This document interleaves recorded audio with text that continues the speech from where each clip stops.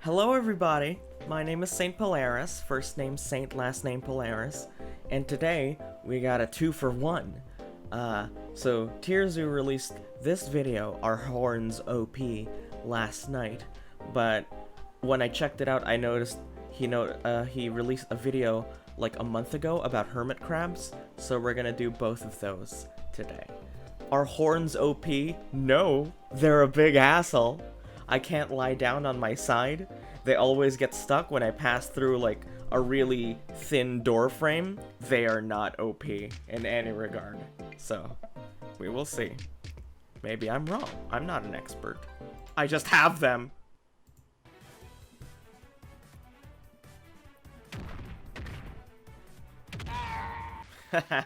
Bitch. Players have a wide selection of equipment to choose from when Ooh, speccing their horns character. are so long. Teeth, claws, stingers, spikes. Each weapon has distinct advantages and disadvantages in combat. Some, like teeth, are better at dealing damage but offer less range and require the user take a significant risk committing to an attack attempt. Claws are a good middle ground, offering solid damage but allowing the user to keep their vitals at least a little bit further away from counterattack range.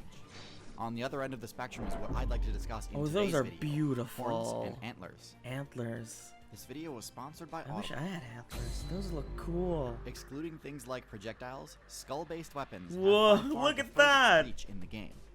This makes them excellent defensive weapons, as it gives players a large threat range that an approaching player needs to find a way to get through in order to connect with their own attack. I better take Against notes. a player with powerful horns or large antlers, messing up your approach and getting counterattacked can spell disaster, since these attacks can deal devastating damage when they connect. However, actually connecting with a strike isn't always easy for players who spec into this trait. Yeah. Since skull projections can be quite heavy and cumbersome, swinging them can be quite slow and risky in and of itself. Yikes. Because if the attack is dodged by an aggressive opponent, That's you it. might be left wide open to getting rushed down and taking a ton of damage. Damn. So today I'd Look like to at delve that. deeper into the advantages and disadvantages that come with equipping skull weapons to your character, and discuss some examples of good and bad usage of this perk. They're so cute. The two main types of That skull was so weapons gentle. are horns and antlers. Horns are permanent and usually equipable to both sexes, Whoa. whereas antlers are grown and shed each year, and usually a perk exclusive to male characters. Players in the Servid faction have exclusive access to antlers, while horns can be equipped to a wide variety of character types and have the major advantage of being permanent. Those are so Large antlers wonderful. are useful for resource competition against other players, and occasionally to deter predators, but really their Holy primary shit. function is tied to the reproduction questline. Part of the Servid questline is that in order to complete the mating quest, male characters need to become party leader, and in order to achieve the rank of party leader, a Servid must duel against other male Damn. Servid characters That's and defeat them. intense. Antlers allow these players to duel in a way that tests their strength moose. while still remaining mostly non-lethal, as these players don't actually want to team kill their own party members. As Oh, far is as that combat so? abilities go, antlers probably aren't the most optimal choice. They weigh the user down quite a bit, make it more difficult my to God, move it's through stuck. dense forest, Oh my God, and poor the thing. enormous amount of energy it takes to shed and regrow them on a regular basis makes them a handicap rather than a perk. They don't have any Really? secondary uses either. They can be used to dig with, but there's no upside to using antlers to dig rather than your feet. In short, antlers are a flex, the kind They're players a can really flex. only get away with when they're already doing quite well and have resources to spare. And even then, antler users tend to ditch the trait as soon as the window to complete the mating quest line closes for the year. Horns, on the other hand, can be used to great effect against a wider variety of opponents. Large horns can deal devastating piercing damage and can also be used to inflict knockback, Damn. destabilizing even the most aggressive players and creating an opening for a deadly strike to connect.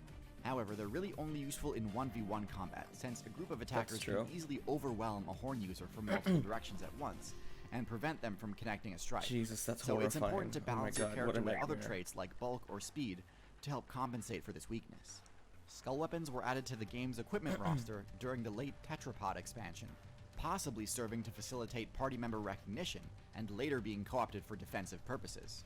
While data miners are unsure whether early horn users like the Triceratops build had horn attacks as an integral part of their combat movesets. Players mean, in the current their meta horns are, like, employ a wide straightforward, variety of so they have strategies to get be. the most out of their equipment. You would think so, Builds right? like the Rhinoceros tend to use horns primarily for the knockback effect in 1v1 matchups, though they're capable of inflicting Oh, what lethal the piercing fuck? damage as well. More agile builds like the Wildebeest and Cape Buffalo coordinate team defenses against predators that employ both horn and kick attacks, and have a high critical hit ratio due to the sharpness of their horns. Those are badass. Some animals with skull weapons favor other types of attacks, using their long legs as the primary line of defense against predators. Oh my god. And mostly use their skull mods to fight against others of the same build type. Skull mods. As powerful and impressive as horns are, their overall contribution to the viability of a character is less than you might expect, especially in terms of how vital they are to a player's game plan for dealing with predator climbing. attacks. Damn. Most horn users spend a ton of evolution points on their base speed stat to avoid confrontation with more powerful players in the first place, meaning that heavy skull equipment actually impedes this strategy rather than synergizing with it. My god. Horn attacks tend to be employed as a last resort with varying degrees of success, since their base accuracy is so low. Horns lose their value in combat if the player's These are head so is intense. immobilized. Jesus, So they're to use this giving perk me fight or effectively, flight. the build should have a high base stamina and access to a variety of other attacks that can counter a grappling opponent. Since most animals with horns and antlers defend themselves more effectively with their feet, there are plenty of examples of similar builds like zebras and camels that are equally viable without horns equipped at all. However, in builds like rhinos that spec into bulk instead of speed, horns are fundamental to their combat strategy, and viability suffers significantly if the horns are damaged. When equipping your character, it's important to consider both your own character's stats and the types of attackers you're likely to encounter before you decide to spec into an expensive skull weapon. For example, if the primary threat in your server is a build from the Panthera faction, horns might not be the most optimal choice, since a big cat's primary objective is to land a critical strike on the opponent's neck, so you may be better off investing in more forceful kicks that can be used while keeping your head out of reach. But if the meta is more centralized around canine builds, front-facing weaponry may be the better option. Really? Since canines tend to target their prey's rear and get kills via bleed damage. The most viable that's horn users interesting. are well-rounded with respect to speed, Really? bulk, and overall combat movesets. I didn't know they had that most difference. Importantly, they spec their characters to be best equipped to counter the most dangerous threats in the current meta. Now, since the best insight into the metagame can be found in books, Rather gaining jarring. the knowledge necessary to be properly equipped can be tough, especially if your character's eyesight or concentration stats aren't the best. But the good news is, in an effort to make eyesight a less overpowered ability, the devs have started introducing more benefits to players that spec into auditory abilities. One of which is the advent of the audiobook. Audiobooks are an amazing way to optimize your efficiency, allowing you to gain XP in another skill while also increasing your knowledge stat passively. I should have known. Where can you get access to these overpowered gains? The answer is Audible, the sponsor of today's video. Audible has the world's largest selection of audiobooks, so no matter what you're interested in, I'm not going to skip it because I'm not a dipshit. I've been using Audible for years now, but my personal favorite from this year was Project Hail Mary, an awesome sci-fi adventure novel written by Andy Weir, the author of The Martian. Trust me, I love The going blind, Martian. It's well worth it. And lucky for you, Audible is having a holiday special right now, where new members can get 60% off their first 3 months. An Audible membership gets you access to one free title every single month, yours to keep forever. Start your membership today and save 60% on your first 3 months of membership, bringing the price down to less than $6 a month. Go to audible.com/tearsu to get started. Thank you so much for watching. Thanks especially to my patrons on Patreon. Oh, it's over. And I'll see y'all in the next video. Okay. At least he saved it for the end. Good man. Okay, so this is a this is part of the Team C's fundraiser. Okay. That makes sense.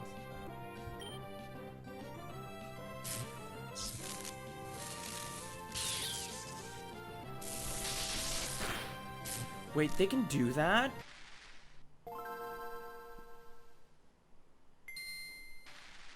At first glance, beaches Am I may stupid? seem like one of the most Was that just a relaxed joke? and casual biomes But in can they the entirety actually of the do that? game. But upon further analysis, it becomes clear that beaches are just as intense a battleground as every other biome. The fight for survival never stops, and so, of course, there have been a wide variety of strategies and builds that players have come up with to give themselves the best odds.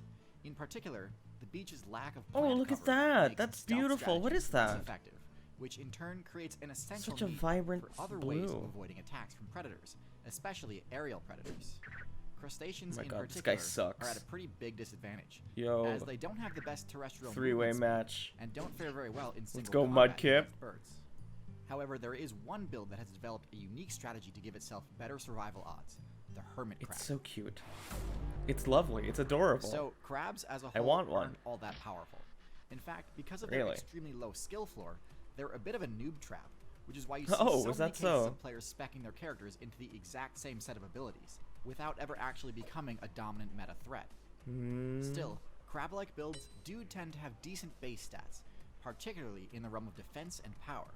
So with that in mind, you might be surprised to learn that hermit crabs are well below the norm in both of these areas. Okay. Compared to similarly sized crustaceans, their crushing vice grip attack is nothing special, a little on the weak side in fact. And while most crustaceans have a tough, calcified exoskeleton that functions as sturdy armor against a variety of attacks, hermit crabs are one of the few crustacean builds with a very obvious, unarmored weak point that can be attacked for massive damage.